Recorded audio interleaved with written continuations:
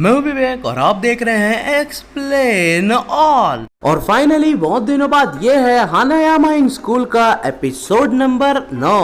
तो चलिए देखते हैं क्या हुआ इस चैप्टर में। एपिसोड नंबर 9 की शुरुआत में हम देखते हैं एक स्टूडेंट को जो यहाँ पर अपने टीचर से बात कर रहा होता है और उसके टीचर होते हैं द वॉल्टर वाइट। और वो उसे बता रहे होते हैं मैं तुम्हारा टीचर हूँ, स्कूल बंद होने के बाद भी मैं तुम्हारा टीचर ही रहूंगा। यहाँ पर मेरी बात मानो, चुपचाप घर जाओ और मुझे तुमसे बहुत ज्यादा उम्मीदें हैं बेटे।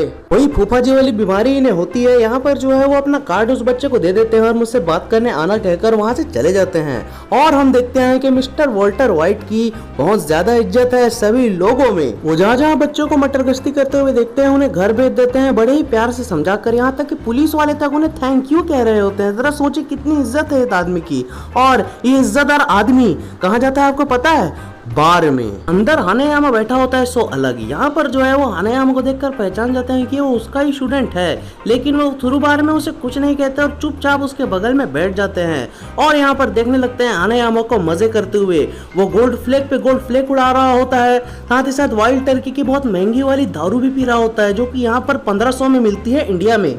और यहाँ पर वो सर जो है वॉल्टर वाइट मोड ऑन कर लेते हैं और यहाँ पर वेटर जो है उन्हें गर्म टॉवेल ला कर देता है, पता नहीं क्यों बस दे देता है लाकर। और वो सर अचानक से ये कहते हैं पता नहीं हमारे को इस दुनिया में का देखना है। हानायामा के राइट हैंड और हानायामा ये बात सुनते हैं लेकिन कोई रिएक्शन नहीं देते। तभी अचानक से हम देखते हैं सर कहते हैं कि यहाँ आसपास बहुत सारे यंगस्टर्स घूमते हैं, उन सबको मैंने देखा है, घर भेजा भी है, लेकिन तुम्हारे जैसा आज तक मैंने नहीं देखा। ये सुनकर हानायामा का राइट हैंड बिल्कुल गुस्से में उठने लगता है सर की ओर।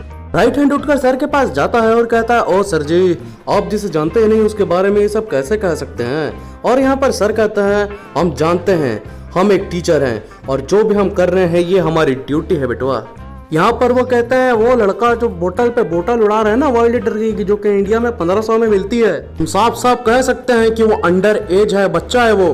सर की सारी बातों को हानायामा ध्यान से सुन रहा होता है लेकिन कोई रिएक्शन नहीं दे रहा होता। तभी अचानक से सर कहते हैं गोल्ड फ्लेक वाइल्ड टर्की जो कि इंडिया में 1500 में मिलती है, और साथ ही साथ बड़े लोगों का सूट इसने वो सब पहना हुआ है और इसे देखकर लग भी रहा है कि इसे बड़े लोगों की कई सारी चीजों की जानकारी भी है। वो ये भी कहते हैं कि अगर तुम हानायामा को पहली बार में देखोगे तो तुम सोचोगे कि ये लड़का बहुत ज्यादा बड़ा होगा, लेकिन थोड़े करीब से देखोगे तो तुम्हें पता चलेगा ये तो एक बच्चा ही है, इसका बॉडी लैंग्वेज ही बता रहा है। भले ही इसके स्कार्स, इसके चोटों के कारण तुम अच्छे से देख नहीं पाओगे, लेकिन थोड़ा ध्यान से देखोगे तो कोई भी बता सकता है कि इसकी जो स्किन है वो जवान लोगों की है। तभी राइट हैंड कहने लगता है ओ सर, ओ सर जी, इज्जत से बात करो, इज्जत से। लेकिन सर तो अचानक से हानायामा के पास उठकर पहुंच जाते हैं, उसके कंधे में हाथ रखकर कहते हैं चलो उठो बिटवा, हम जा रहे हैं पुलिस स्टेशन। तभी राइट हैंड हंसते हुए कहने लगता है अरे बाप रे सर, आप पुलिस में रिपोर्ट करेंगे। और यहाँ पर जो है सर जवाब में कहते हैं अगर तुम मुझे रोकोगे तो तुम भी फंसोगे, ये एक चाइल्ड करप्शन का मामला हो गया है, अब हमें जाना होगा पुलिस स्टेशन। तभी राइट हैंड ये सुनकर एकदम बौरा जाता है और उसे मारने के लिए आगे बढ़ने लगता है और कहता है अब दोबारा बोल के दिखाइए सर। और यहाँ पर अचानक से हानायामा उससे कहता है कीज़की, उन्हें अकेला छोड़ दो, जो भी ये कह रहे हैं वो 100% सही है, मेरी एक फैमिली भी है जिसका मुझे ध्यान रखना है। ये सुनकर सर बहुत ज्यादा चौंक जाते हैं कि तुम्हारी फैमिली है, ये मत कहना कि तुम याकुजा से मिले हुए हो। तो तुम जानते हो तुमने कितने सारे लॉस तोड़े हैं, the child welfare law, the youth development law, तुमने ना जाने कितने लॉ तोड़े होंगे। अभी सर चिल्लाते हुए कहते हैं तुम इसे दारू पिला रहे हो वेटर से, और राइट हैंड से कहते हैं तुम इसे ना जाने क्या क्या सिखा रहे हो, अब तुम सबको सजा मिलेगी चाइल्ड करप्शन लॉ के अंतर्गत।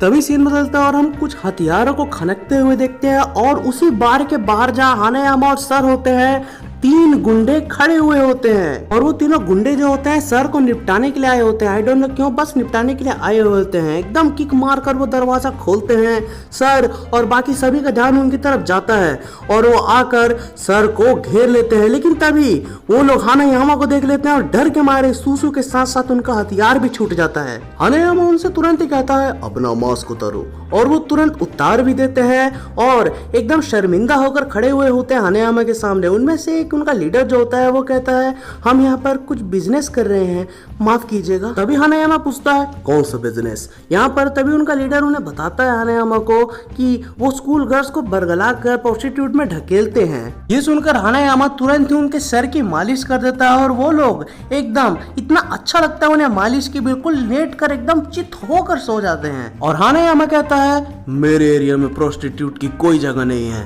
तभी हानायामा सर से पूछता है आप ठीक तो है ना। और यहाँ पर सर जवाब में कहते हैं तुमने मुझे बचा लिया, थैंक यू। और यहाँ पर हानायामा तभी कहता है आप लोगों को बहुत कुछ सिखाते हैं, उन्हें सही रास्ते में लाते हैं, लेकिन फिर भी ये लोग आपको बहुत बुरी तरीके से एकदम घायल करने वाले थे।